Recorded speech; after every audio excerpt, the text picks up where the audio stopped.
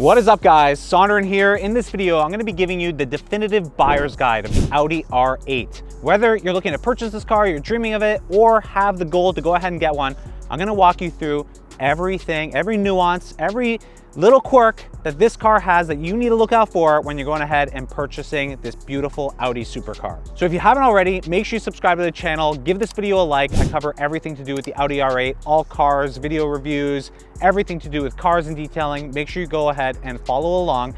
I'm going to walk you through everything that you need to know about this vehicle. I've owned this for the last 5 years. It was my dream car in high school. I absolutely loved it. And I really want to walk you through everything that I learned in that ownership period and tell you exactly what you need to look for, from the mechanicals, structural, maintenance, everything like that. I'm going to cover it all. Let's start off with the back end, the engine. This is where this is going to sit, either the V8 or the V10. But one thing specifically on the V8 that you're going to want to look for outside of general maintenance. So you obviously want to make sure that the oil changes are up to date, all of the maintenance schedule is followed on the vehicle.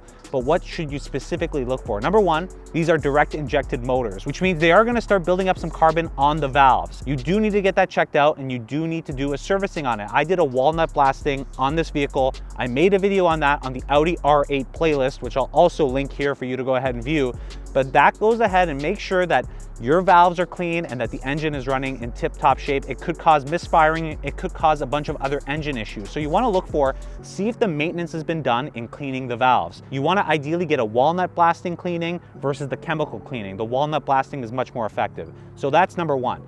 Number two on the engine is the AC compressor. Now, on the V8s, when these go, they are technically an engine out replacement, but the reality is they're really not. There's a way to do it without taking the engine out. It'll bring the cost down to about $3,000 to $4,000. So you can also look at that. The V10 does not require an engine out replacement. Great, but the AC units are known to go on both of these models, the V8 and V10. A lot of people, there's consensus on the R8 Talk forum, and what I do all the time is you keep that air conditioning unit running, because that way all the liquid, the lubricant's going to keep flowing into it. It is seen by some on the forum, and based on my understanding of researching this topic for the last 5 years, when the AC is off, the lubrication is not happening properly within that compressor. The compressor is also right beside the engine, so it's getting very, very hot in there. So you want to try to keep it cool and keep those fluids going through. So I always keep my AC on. So otherwise, the engine is bulletproof. This is the engine from the RS Sports, the 4.2 liter, obviously slightly modified with the dry pump system, but it is a rock solid, reliable engine. Both the V8 and the V10 are highly reliable engines, and that's what makes this car one of the best daily driver supercars that money can buy. Now, this engine mid-mounted means, typically the maintenance is a little bit more expensive. So you're talking about an oil change that requires taking out 4 drain plugs, for example. And the fact that you actually have to put it up on a big hoist, you have underneath panel coverage. A lot of this stuff, obviously the nuances add up a little bit to the cost because it's a mid-engine supercar. So that's one. It is connected to this transmission, which is honestly the pride and joy of this vehicle, the 6-speed gated manual transmission. Good news is it is beautifully reliable, just as beautiful as it is reliable. I've had no problems with it in the 5 years. And basically, based on the information and everything I've seen on the forums, it is rock solid reliable. So great news on the transmission. It's as beautiful and reliable as it looks. Now, as you start moving forward across on this vehicle, the one thing you'll need to look at is the magnetic ride suspension. These are all prone to failure. Every single one of these units will all fail at some point. So that's why I went ahead and replaced it with BC Racing coilovers. There's a bunch of different options in the market. You can technically get the magnetic ride suspension refurbished, but they end up failing anyway. So I highly recommend a set of aftermarket coilovers. I went with BC Racing. Other people go with different options. I like my BC Racings. I've had them for a while. Again, I will link that video in the card above as well. But that's how you go ahead and take care of that problem. I paid about 2,500 Canadian dollars at the time for the full set.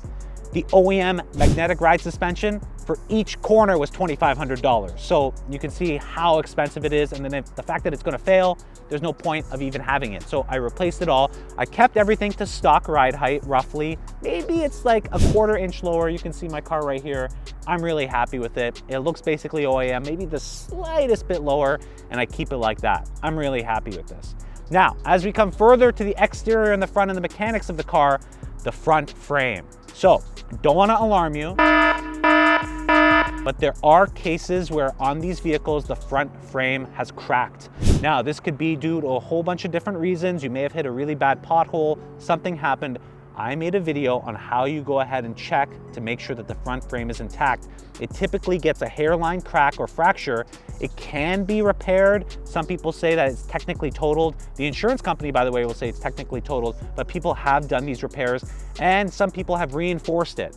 I personally went against the suggestion to reinforce it. You're basically weakening the structure when you're doing this job. So I've had no problems with it. It's been 5 years of ownership. Again, the car's about 15 years old. I've kept it in its OEM condition. I haven't went over any crazy potholes. I'm very mindful of that and everything's fine. But you should get it checked out because if you have a broken frame, you have a huge problem with the vehicle. So make sure you go ahead and get that checked out. Another thing I'll talk about with the engine is that 91 octane requirement, but even more so, the fact that it needs ethanol-free gas. Unfortunately, in Ontario and in Canada, no gas stations have ethanol-free gas anymore. I actually had one of my more major repairs on this vehicle where the injectors got clogged. We found some gunk inside of the gas tank and our assumption was that's due to the ethanol, right? So a lot of the ethanol that gets mixed into the gas is not good for these engines. So do I have a solution for that? Unfortunately, I don't. Actually, this is one where you guys can help me. I don't know what to do. Shell was the only place that had ethanol-free gas, but now all the gas in Canada has ethanol in it. So I don't know what to do actually. So I'm just running with gas with ethanol and I know that it's not good and I'm doing it anyway because I really have no choice. So can somebody please help me out? I would love a solution to that. Am I gonna make my own gas in my garage? That's gonna be next level, but sure. But that's the one issue I faced, right? And is it definitive that it was the ethanol? Not 100% definitive. I'm gonna put up the picture of that gunk that we found in the gas tank. You tell me what it was. Anyways, we had to replace the injectors. We did the full spark plug maintenance at the same time. I'll put the video link above there. As you can tell, I document everything about the Audi R8. So if you're interested in the Audi R8, you want to follow along on the journey, watch the previous videos, make sure you subscribe again and like this video.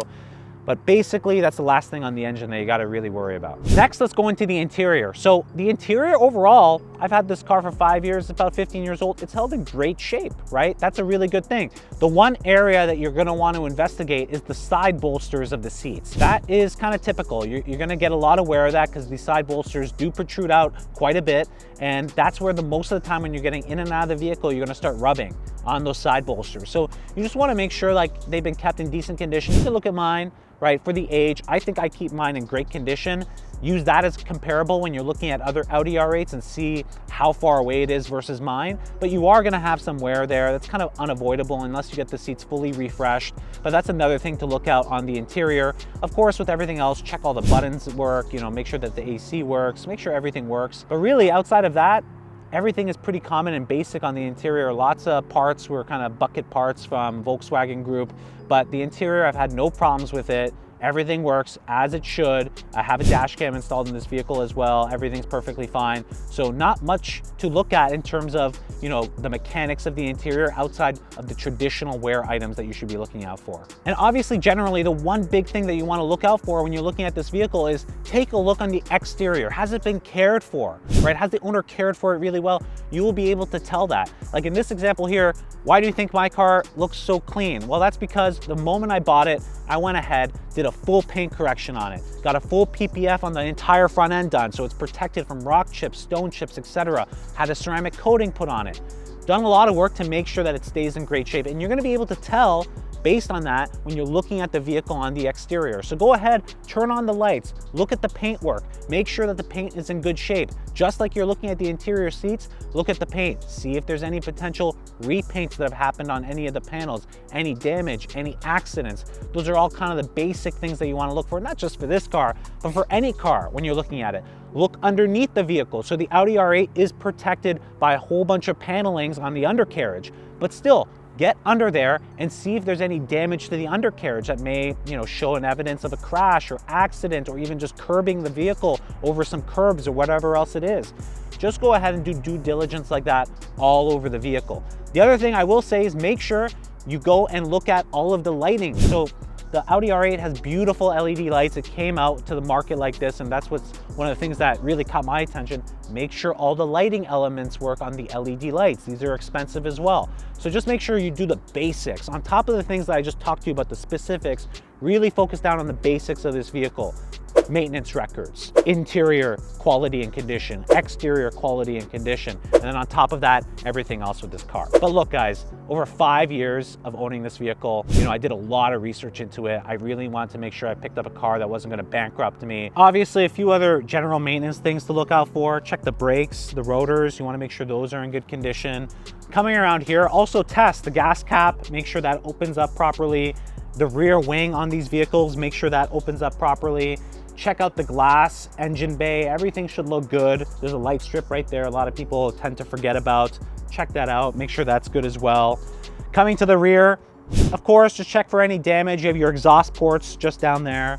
Make sure all of that works. And yeah, like honestly, if you're looking at buying this vehicle, you're dreaming about buying the vehicle, and I guess this was like another reason for you to do so.